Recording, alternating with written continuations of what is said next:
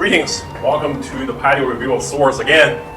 A while ago I reviewed Shikoto's Hidden Samurai Katana sent by habaki. It's one of their new offerings.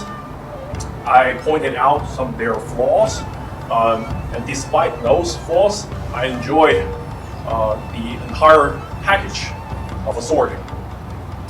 Appears that they really appreciate my honest and detailed style of review, and they sent another katana for me to review, the Sokojikara Demon Warrior Katana. Superficially, this is katana of similar styles as the last Hidden Samurai one, but the moment you pick it up, you see it's almost the polar opposite. How's that?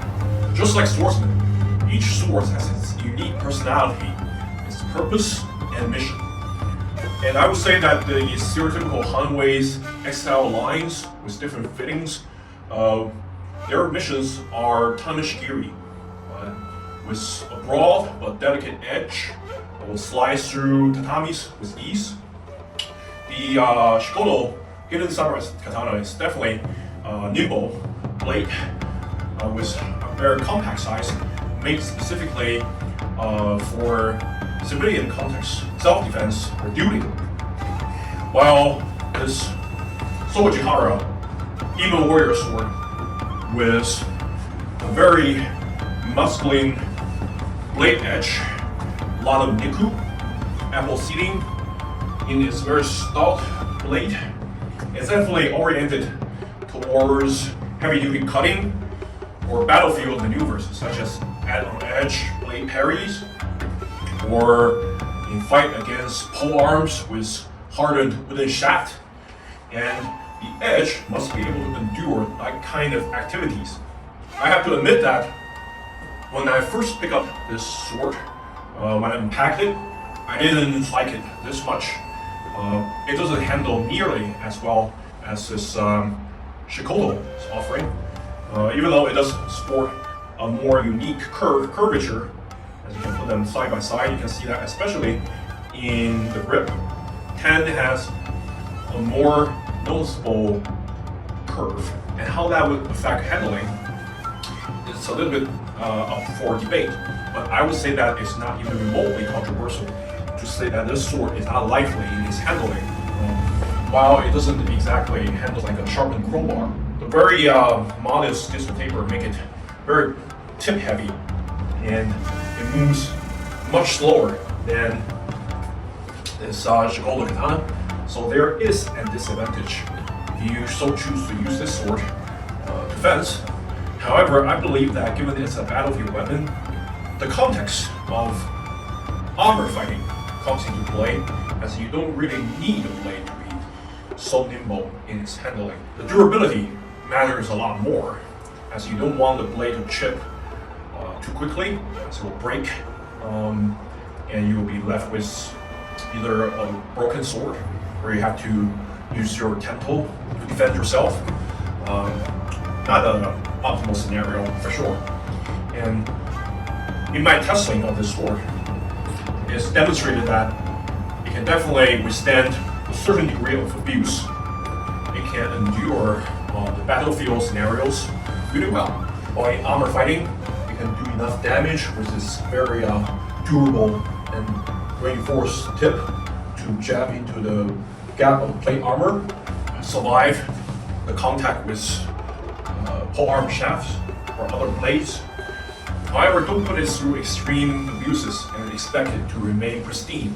It's still a traditionally made sword with differentially hardened blade, and the softer spine will definitely be easier to twist and bend than the spring-tempered European swords. So keep that in mind.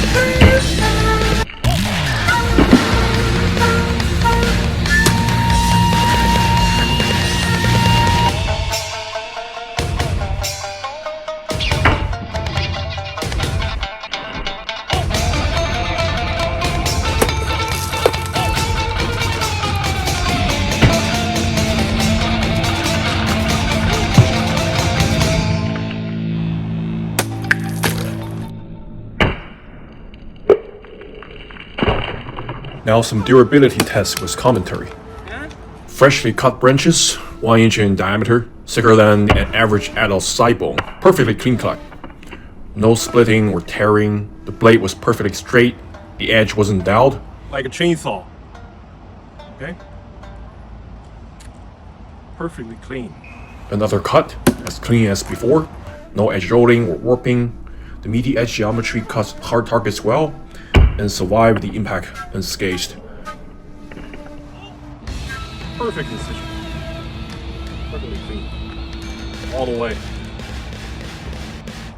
On a branch 3/4 inch in diameter, the cut was so clean that the rest of the branches didn't even move.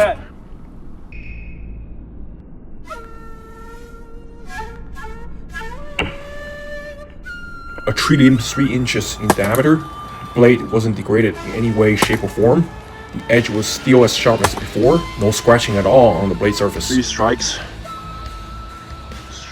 Cut deeply into the wood. Maybe 30%. Look at how thick this is. Right? Thicker than a spear shaft. The thicker wedge on the cross section of this blade make it very durable. However, it's not as clean as obviously those V-shaped blade geometry. When you cut light targets like bottles, it will make it explode more. There's more of a splash pattern. And when you cut tatamis with it, and it will make the mat fly further away. I should clarify, this blade can cut as clean as any katana, even the ones with a broad and thin blade without any niku, like the Hanwei XL series. When the edge alignment is perfect, the edge sharpness is quite adequate, and the niku makes the edge geometry muscular without introducing a too obtuse angle to the edge, unlike the regular apple seed geometry we see on some knife blades. So it adds material evenly across the entire edge bevel and along the entire blade length. This makes this sword kind of blade heavy without being too tip heavy, so it cuts with authority, and once the user gets it moving, the blade carries substantial momentum, and it will do a lot of work for you to carry through the target. Regarding to the handling, It's a little bit clunky. You just hold it out like this. However, when you move with it, the inertia make the movement rather natural, and you don't realize the heavy weight of this blade. So quite a fun cutter as well. Recommended for bamboo and triple tatami with a wooden dowel in the center. Very doable, a stout edge. It can be handled with certain finesse, provided you have two hands on the grip to utilize the leverage. However, unlike the Shikoto katana, which can be wielded easily in one hand, perhaps paired with wakizashi, the dual wielding style, this sword, although you can use it with one hand, if you have to, your offhand is wounded, or you have to pick up a shield, or you're holding someone in a grappling situation, it's not really handled with any subtlety or technique. It cannot be easily done. You can still land strikes with one hand, just not very natural.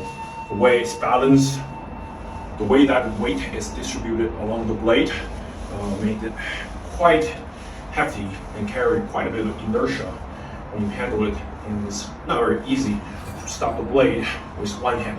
If you look at the profile of both katana, despite this one is a tad longer, you might think they are similar in handling, which is completely wrong. And this one is much thicker, and the bevel is much shorter. The shinoji line is much further apart from the spine than this one, and it doesn't feature this deep fuller, the bogey. It has a lot blade presence. This will target primarily light cutting. This is meant to go through bones or spear shafts. It's meant to deflect your opponent's blade, even though it's much slower than this one. Okay, almost 200 grams heavier. And you might think, 200 grams doesn't feel a lot of weight. But remember, that's almost 20% heavier than this one. And the size is very comparable. Some of the weight is not exactly in the blade, but from this tsuba. It's a very thick and large tsuba made of bronze, which is already heavier than the iron one on this one. If you look at the balance point, you see it's 5 inches from the tsuba. And you can say, well, that's not too far away. The point of balance only tells you so much. You have to look at the entire weight distribution of the sword. It only tells you that, well, this side weighs the same as this side. It doesn't tell you exactly where. Well, Japanese katanas doesn't feature a large and heavy hamon at the end of the blade. The counterweight comes primarily from the tang and the tsuba. And this is indeed a very meaty tsuba, but remember, it sits in front of your hand, right, rather than at the end of its lever. So when you turn this sword around, move it around, it feels chunky. However, consider if this is a war sword, and in the battleground, this is a sidearm, as either a samurai or their retainers as light infantry. They will use primarily either a yumi bow or a yari spear, or some other types of polearms, axes, the ono axis, or a large club made of hardwood with studded iron rivets to do percussive damage to armored opponents. Samurais are primarily clad in heavy armors that gives a lot of protection, so you can afford to use a heavy war sword because, well, most of the blows will not do much to you while you're in such heavy armor configuration with iron or steel plates, and sometimes mail armor underneath and textile protections. So you can afford to use a weighty and slow sword, provided it's very durable, even though it's primarily a sidearm, And now let's talk a little bit about the overall aesthetics and fit and finish. While the Shikoto Hidden Samurai Katana features this compact and inconspicuous feel, suitable for its assassin theme, this one, I would say, is a battlefield war sword. It has a very impressive look. A huge square tsuba made of bronze features this rather intricate carving, probably from casting. But the quality is really high, and you can make out the figure with all the strokes as if it is carved onto the tsuba. The iconography of this tsuba's design is based on the story of Omori Hikoshichi, who, according to Japanese mythology, was a 14th century samurai persuaded by a woman to carry her around the river on his back, but discovered her true identity to be a Hanya demon in water reflection. I really enjoy this unique theme and its more traditional art style. The dimensions of the tsuba also make it a rather hefty and solid piece.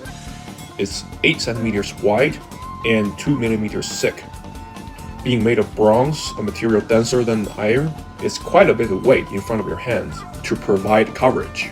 And you see the seppa pedestal on this tsuba is not perfectly aligned with the seppa itself, meaning that the seppa is not constant fit to this sword. Of course, at this price range, no surprise, doesn't affect the functionality at all. If we look at the Fujikashira, there is some difference in style with the tsuba. It's kind of like an antique bronze fitting. The pattern is slightly muddy on the Fujikashira, but they probably depict a sea or a mount of demons, called in Japanese the chimemoryu, a term originated in China meaning all sorts of demons. The coloring is a bit off from the tsuba, but thematically they remain more or less consistent. The transition between the fuchi and the suka is relatively flush. There's no hot spot anywhere. However, between the fuchi and the suka, there are some ledges sticking out, a little bit sharp, that can potentially be a hot spot. However, I didn't notice any discomfort when I cut with the sword.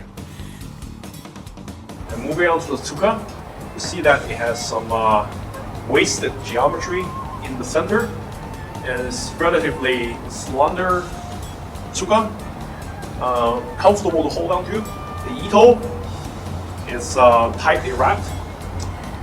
It's possible to shift the knot with some force, but otherwise it's very consistent.